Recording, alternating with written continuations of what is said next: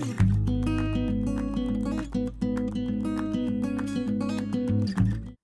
there, it's David Young, the Resourceful Coach, and what we're going to look at today is we're going to look at some awkward flag positions and what we should do and how we should get decent results when we do that. Now, greenkeepers like to put flags in slightly strange positions. We're going to look at 3 different holes. We're going to look at 3 completely different shots. This one's just a pitch over a bunker, flag cut really tight to us, and the data we're going to use is around that single figure golfer. And I always think when we're going to look at shots inside 150 yards to these flags, there's no reason why you can hit the ball 150 yards why you can't start achieving the results that I'm talking about. So we've got about a 20-yard shot here to the flag. We've got very little green to work with. Let's just give you an idea. We've got the bunker in front. Physically from there, we've only got 1, 2, 3, 4, 5, 6 paces. So around about 15 feet of green to play with. And to be honest, the first 2 paces, if I don't give it enough, it could roll back down into the bunker. So I've actually only got about 4 paces to play with. But what's really important to understand is what's a par shot. As a single figure golfer, doesn't matter how many shots you've taken to this point, on average, a single figure golfer should get this ball in the hole in 3 shots. Okay, it's a tricky shot. Okay, so what would be a par result? Well, 20 feet. So we've only got 15 feet here. And then we've got 1, 2, 3, 4, 5, 6, 7, 9, 10 past. So we've got 25 feet the other side. And that's really important to understand because we want to use that 25 feet. Remember, 20 feet is our number. And what it's going to do mentally now for me is think, well, I don't have to be cute here. I'd say a lot of people would automatically just pull out the lob wedge, think I've just got to get it over the bunker, flip it over the bunker there. And then what they'd end up doing is fluffing it and putting it straight in the sand. And what that's created straight away is I've played a shot, and guess what? On average, from a bunker as a single figure golfer, I would take 3 shots. So I've just wasted a shot. So what I need to do, and you may be okay with a lob wedge playing this shot, is not to try and be too cute, even try and land it on that bank. Think to yourself, 20 feet's a par shot. Remember my chipping rule, 2-step rule, 1, 2. In this case, we're going to double it. 3, 4, we're going to think of landing this within 2 paces of the hole. That's a good 4 paces. That's a good 10 feet over the trouble, okay?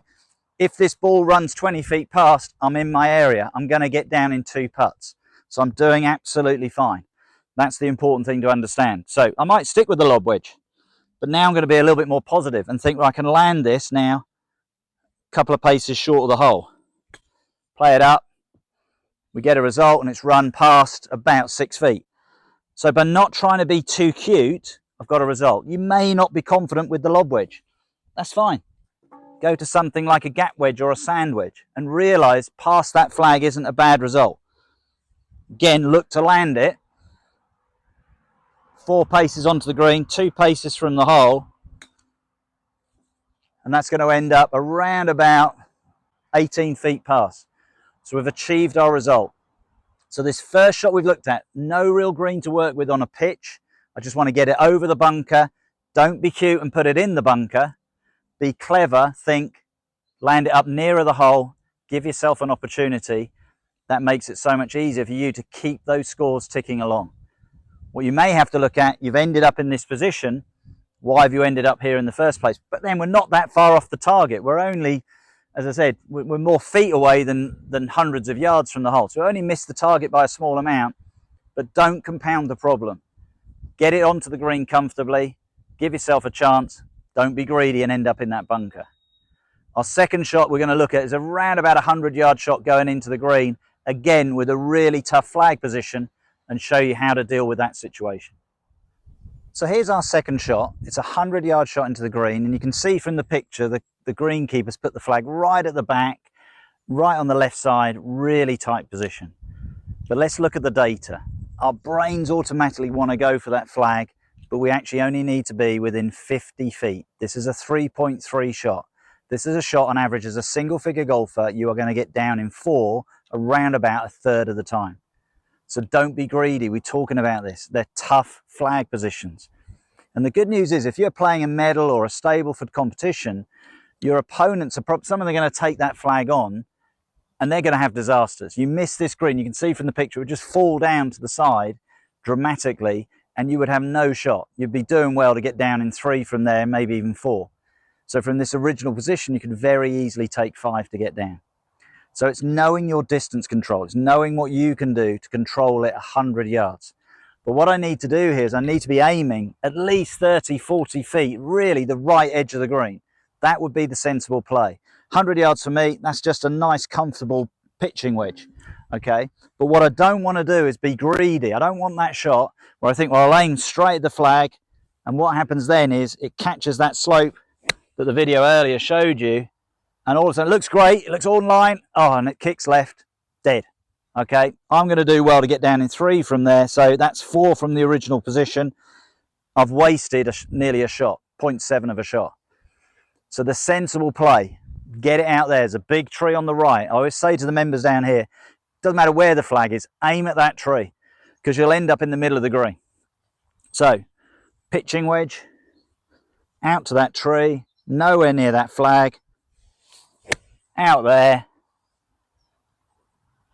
Okay, and we'll let you know the result of that ball. I've gone nowhere near the trouble. It's on the green somewhere. There is a bit of a drop down onto the green, so I can't see the ball. But I would say I'm probably somewhere within about 30 to 40 feet. Remember, 50 foot was the shot. If you're not comfortable with that, what I encourage people to do sometimes, and you think, I just want to knock it up the hole, take a bit of the power out of it, that may be a little bit easier to control the direction that you're hitting it, just do something like a 3/4 swing with an A-time. And just keep it up that side. Whatever you feel gives you the best control to keep it away from the trouble on the left. The more you can get that ball out to the right, use the slope, out there, that will run on. That's coming around a lot more than I want. Well, I'll show you the picture of where that one ended up, because that's ridiculous. But even that, if I'd gone 2-3 feet further left, that's gone. Okay, so on that occasion I got a little bit fortunate, but because I didn't bring the trouble into play, I played it out to the right side. Sometimes that happens, you get a little bit lucky. But you'll see from the pictures that we showed you, the original picture showing you where the flag was. It was a tough position. Second shot, I'll show you where that's first shot I played where I was trying to be greedy, where it ended up. Okay, it's now, I haven't got a shot. Okay, and then the next two where I've tried to be a lot more sensible. First shot is the one I was really happy with. The second got a little bit fortunate, but they're in play. And remember, 50 feet is your number from 100 yards, and that's not with an awkward flag position. But the whole idea of this video is to say to you, look, that's okay. That will work. 50 feet away is good. I hope I did say 50 feet earlier on in the video, not 50 yards. 50 feet is the number that you need to be from that target from 100 yards. If you're doing that, you're doing great. So our final shot, we're going to look at a 150-yard shot into the last green here. And again, another awkward flag position, another awkward hole where the members get a little bit caught out. Let's see if we can show you how to play that shot well. So here's our third and final shot. It's at the 9th hole at Corinthians, and the greenkeeper, as you can see from the picture, has put the flag right at the very back. And this is really important. As again, guys who come and play here, this green is the longest green on the golf course. It's nearly 100 foot in length. And that's why the 150-yard marker is actually more level with the camera. So I'm a good 10 yards in front of that. And that's why something like a little rangefinder, using a laser rangefinder, is so important, because I can get a true reading exactly where that flag is. Okay, and it's saying I've got 151 yards to go. If I was taking the 150 markers, straight away I'd probably think I've got around about 140. So straight away I'll be a club wrong. But we've got to be sensible here. This is the key thing. What I don't want to be is too attacking, because if I'm too attacking and I go long, I could end up in the trouble over the back. And I've still got probably 75 foot of green this side of the flag. But what would be a par shot? Around about that 70 feet. 70 feet from the hole as a single figure golfer from this position is fine.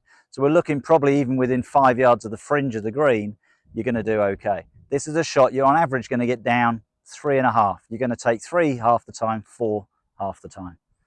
So realize that's what you're looking for. Now what you've got to do is think, what's going to give me a really good chance? If I can get it within 60, 70 feet, it's a 50-50 2-putt, 50-50 3-putt. That's what you've got to look at. Just because you're on the green doesn't mean you are going to 2-putt it. As soon as you get really outside of 30 feet, you're going to start making some 3 putts. And that's okay. Remember that. We're trying to get your mind in the right place. So what would I play here? Well, the other thing to look at with this hole, which hopefully the picture's shown you, there's a big bank up the left side and then it falls away off the right side. So what I see a lot of the time, this is a card wrecker for our golfers. And they have to remember, they have to play this hole twice when they play their medal rounds. And their brain just says, again, flag stick. This is what we're saying. The brain just automatically goes for the flag. Thinks 150 yards, 7-iron. And we play the shot and we go straight at it. And because the ball's a little bit below my feet, as a right-handed golfer, naturally what the ball will probably do for most golfers, it'll look pretty good, and then gradually it drifts off to the right. I catch the bank, and I end up now with a really tough chip. And remember, that flag's right at the bank, and it's very narrow at the bank. So I'm going to do well to get down in 3 from there. So straight away, I've wasted half a shot. I'm now going to be down in 4. We said half the time you're going to do that anyway, but that pretty much guarantees it. And to be honest, from that chip, like we did on the first shot, the likelihood is I'm probably going to take sometimes 4 from that position. So I've taken 5 from this original position some of the time. So what I look at then, number 1, is can I use the bank up the left side? Okay, the club might be the right club. 7-iron might get me that 150 yards. But if I aim up the left side, 1, if it doesn't come back because of the slope, because of the shape of the shot with the ball below my feet, it hits the bank and it kicks down. Remember, 70 feet, anywhere on that green is a good shot, and I'm playing single figure golf. So we've played it up that side. See what we get. Hits the bank, and we're on the green. Perfect. Okay, I probably think, because of the way that's going to kick sideways, I'm probably around about 40 to 50 feet from the hole. But that's okay. That's still inside the area. That's still probably now going to reduce me from half the time getting down in 4 to now that's 2/3 of the time I'm going to get down in 3. Okay, so my percentage has got better. Like we did on the last hole, we took an 8-iron and just bumped it onto the green. So why can't we do a similar thing here? I've taken a 5-iron. It's plenty of club, but I want to feel that I've got control. And the other reason why I would do this, ball below my feet, it feels like if I've got a slightly longer club and plenty of club to get me there, it doesn't feel like I'm sort of stooping over the ball. It feels like I've got loads of club. I'm going to hit it on exactly the same line. Goal is, I don't mind the same result. I don't mind that 40, 50 feet away, but I'm just trying to make it as simple as I can. 3/4 swing, punch it up there, using the bank, running a little bit further. We'll show you the results of those 2 shots. So the importance is, all of these shots, don't be greedy. Whether it's the pitch over the bunker, the flag cut tight to the left side, the flag at the back on this narrow green, look at the surrounding area, look around you and think, what's a good shot? 20 feet from just off the green, 50 feet from 100 yards, 70 feet just on the edge of the green from 150 yards. You're playing single figure golf. Get that expectation in the right place and you won't start playing the wrong shots. For me, this is key. If you can start to eliminate bad errors, bad mental judgments, it's going to make a massive difference to your game. This is the difference between you probably shooting in the mid to high 70s or now getting into the low 80s. I hope you've enjoyed today's video. It's a little bit different, bit of course management, understand those awkward positions, but more importantly, the greenkeeper putting the flag in awkward positions. Don't take them on. Use my data, 20 feet, 50 feet, 70 feet, make a massive difference to what you're doing. You will just not make big mistakes.